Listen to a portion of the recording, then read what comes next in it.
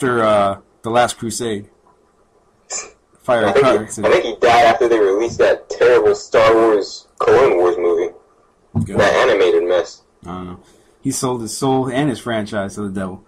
But you know, the thing is that thing is terrible. I don't understand how you're gonna play it, how you're gonna be able to play it. If you're gonna be warped to the same different spots like every now and then, okay, when the guy first started playing the demo, he said lightsaber on, right? Did he say that? Yeah. Lightsaber on. He did say lightsaber on, and the lightsaber came up. That's what I was telling you. I was like, why? When we were watching it, I was like, why the hell? Like, why did he have to say lightsaber on? I've never seen like any of the Star Wars characters say that to their weapons. No one says lightsaber on. Right. So then, the only person that say that is the Human Torch. Right. Flame on or something like that. See how well those movies did. Flop. But then, you know, as the level progressed, it showed the lightsaber come on by itself, and he never said lightsaber on again. He probably thought, man, I felt like a dork saying that, so I ain't going to say it again. I don't care how much they paying me. It's dumb. I mean, obviously the whole experience is on rails, so the lightsaber probably automatically comes on whenever there's enemies on the screen. Yeah. Because like when he killed all the enemies, it went off, and then he tried to move that dropship with the Force, and it didn't work the first time. It took him like a minute. Mm-hmm. And then when the enemies came back on screen again, the lightsaber comes out. But like his movements were so lagged. It was like a full second and a half from what he does to when it actually happens on screen. Exactly. And you see how he was using the lightsaber. Nobody uses a lightsaber like that. Anyone who's like into Star Wars knows how to use a lightsaber. And the guy was just swinging around like a baseball bat. Why? Because that's probably the only way Kinect can track him. Yeah. But there's only because any of the other moves are too fast, and they're even doing stuff all over the place. But anyway. And it's very obvious that it's on rails. On rails like Amtrak. Seriously. And you ain't going till you get to your destination. But nope. But can't move left or right.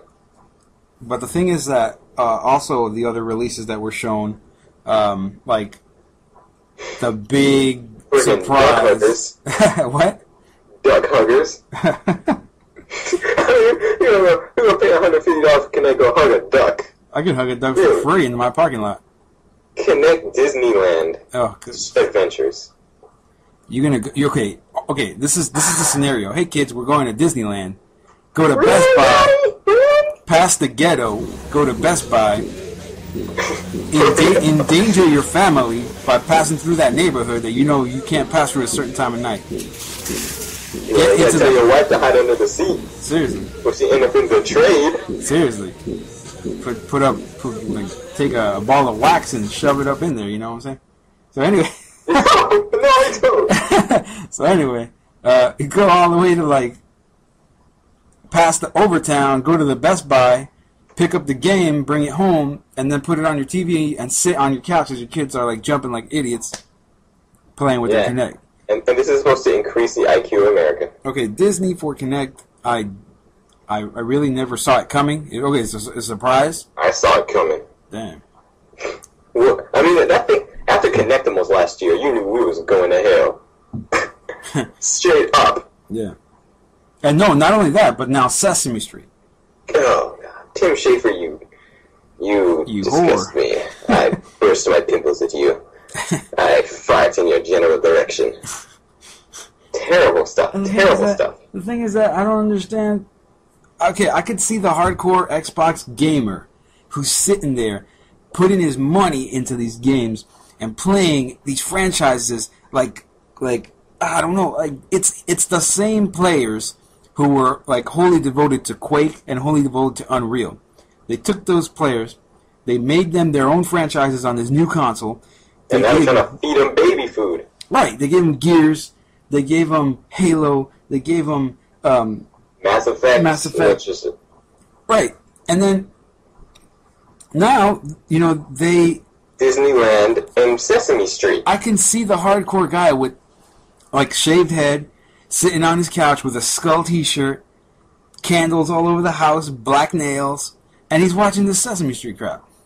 He's like, what the hell happened to my company? I'm going to go out and kill 6 people. Seriously. Every day until this mess stops. There'll be 6 people on every hour on the hour. And every day people will die. Starting tonight. But no, honestly, you can picture this man sitting there on his couch, and he's like, where's the company that brought me games like Gears of War and promised me the best first-person shooter experience on my console? Where is that company now? What are they providing me? They're not providing for me anymore. Peas and carrots. They are not providing for you anymore.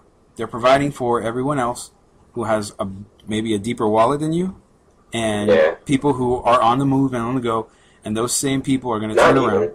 Those same people are going to turn around and get bored with that product, and it's going to spell the end for Microsoft, because people are looking towards the PS3 now. Now focusing onto our well, wait a minute, guys. This is the NGP, and it's going to be so awesome. I told you. Here on Podcast 3 Above, we have announced the only way that they could have messed up that thing, and they did it. The tech itself is amazing. I'm here and the only way you could screw it up is with a effeminate name like Vita. I'm here with David Jaffe. Oh, you look so pretty. David Jaffe, creator of Twisted Metal, and he's going to showcase the Twisted Metal on the PS3 and on the Vita. And then he dropped the F-bomb. Yeah, right on TV. On Spike TV, let alone. Yeah, right. You know, they ain't never going to get it. Yeah, they ain't going to be at E3 no more. He ain't going to be at E3. But, okay, look. Aside from the name, it's a powerhouse.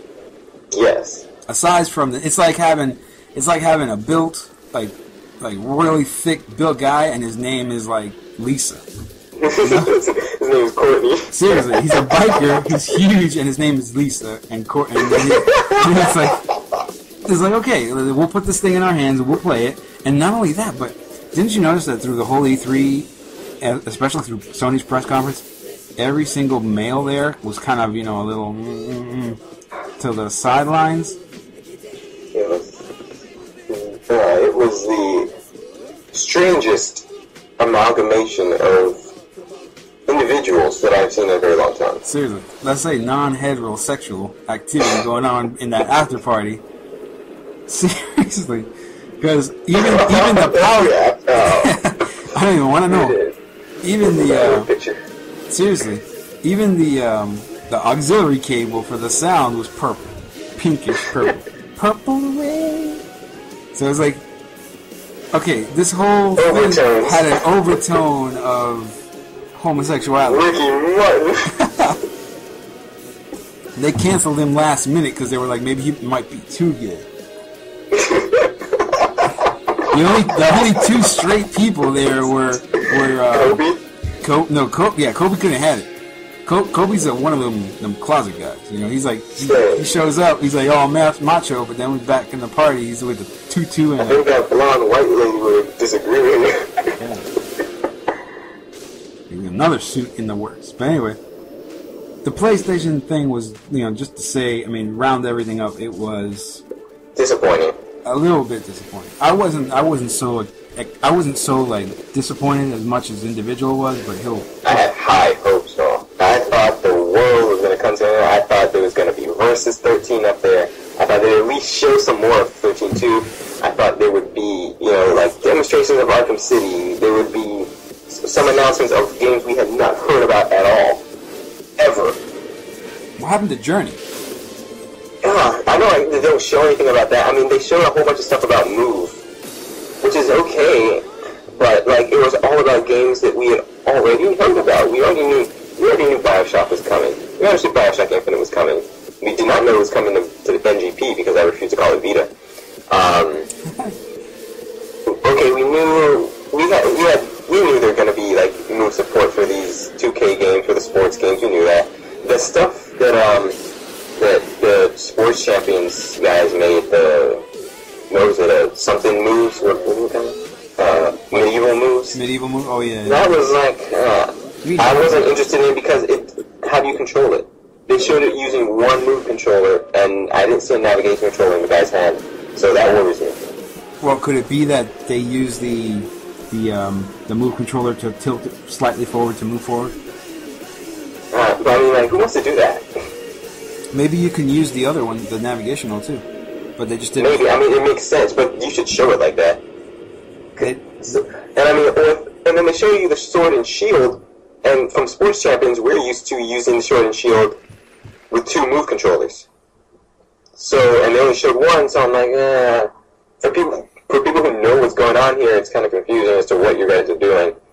So, I wasn't incredibly excited about that at all. Yeah. No sign of sorcery. What happened to that game? Same fate as It got more time than they did at last E3, and not even a logo for the thing. No sign of Agent, this Rockstar exclusive that's supposed to be coming. I mean, what happened to all the big games that you talked about last year? Yeah. Where are they? They're not here. Yeah, because they're not talking about it. Because they heard of the name of the PlayStation Vita. Yeah, and they just decided to change the color and tone of the entire press conference. Oh gosh! I mean, I'm happy that it's going to be $249 for the Wi-Fi version. There was a lot of words. I don't think anyone's going to really be pushing to get the 3G and Wi-Fi version because AT&T has the worst 3G coverage in the country. It does. This is known. They made the Xperia Play from Sony Ericsson is exclusive to Verizon, and yet the NGP is exclusive. 3G is exclusive to AT&T. Does that make sense to anyone? Well, you know what? What I kind of speculate is that AT&T holds a big monopoly in the United States, and they are just putting blocks behind everything as far as any new hardware that comes out. Because Apple teamed with them as well, and if another console will come out, I mean, I'm positive that anything that Nintendo has is probably going to be an AT&T service. So, I mean, but that's just stupid. Why? Because of that, I was actually going to get the 3G version, even though I knew I wasn't going to use the 3G. But now I'm absolutely not buying the 3G version. I will buy the Wi-Fi version, save $50. Right. Well, because I'm not going with AT&T. Look, you can go anywhere. I'm unlocking my Xperia Play, so I don't have to go with Verizon. You think I'm going with AT&T? You must be out of your mind. Their plans and rates are horrible, and their customer service is disgusting. Their customer service is disgusting, and I mean, but not to mention, it is known that they have the worst 3G coverage in the country. Yeah. Why would you put your thing on the worst 3G coverage in the country? Right. Why do you think the iPhone eventually went to Verizon? Because people got tired of complaining about the spotty 3G. Yeah. It's dumb. You might as well have only the Wi-Fi because you're gonna be in somebody's Wi-Fi hotspot. That's the only place you're gonna get internet. Seriously. But I mean, whatever. I just won't use it for online as much. I'll get the daggone Wi-Fi version be the end of it. But I mean, they showed Starhawk. They showed Dust 514, which looks kind of interesting, but it's another first-person shooter, another war shooter again. Another war shooter. Like number 7. This is like another Resistant clone type. Resistance it versus looks Mass like Effect. Resistance mixed with Resistance and Killzone and Mass Effect. Yeah. Yeah. Dust. It's cool. It'll be between NGP, PS3, and PC. That's cool. But why not do it with an existing game like Mag? That's already established. Just give it NGP support. Exactly. Or you know what? Why not even talk about? Can I dare say some Kojima project? Yeah, what happened? Whatever happened to that? Maybe crap? Kojima didn't want to go because he knew all his own fairies was going to be there. Some game he was doing got canceled. Remember? Yeah. And then he's not going. I was like, oh god. Where the heck were the awesome games? I speculate that he was remaking Contra, and they said no. Probably. Do it. And that's why he got pissed. Got pissed. So, I mean, there was no nothing. There were rumors of some other God of War. I wasn't there, obviously. There was a lot of words. Unless it was behind the scenes. There was a lot of words that were shown there. A lot of words that were shown on and that were spoken at the press conference, like partners and matchups, and hook up and play and come with me to the back party and that crackhead at the Ubisoft press. Ubisoft, okay, but the one thing that to me the highlight of the Sony's press conference, which I suppose it's still under the $249 price for NGP. But it was Sly 4. Yep. That was like one of the best games they've shown there that we didn't officially know was coming. Because, they showed Uncharted 3. We got a release date from Uncharted 3 from months ago. Also, they showed Resistance 3. We had a release date and box art for that already. Yeah. I mean, yes, okay, we're happy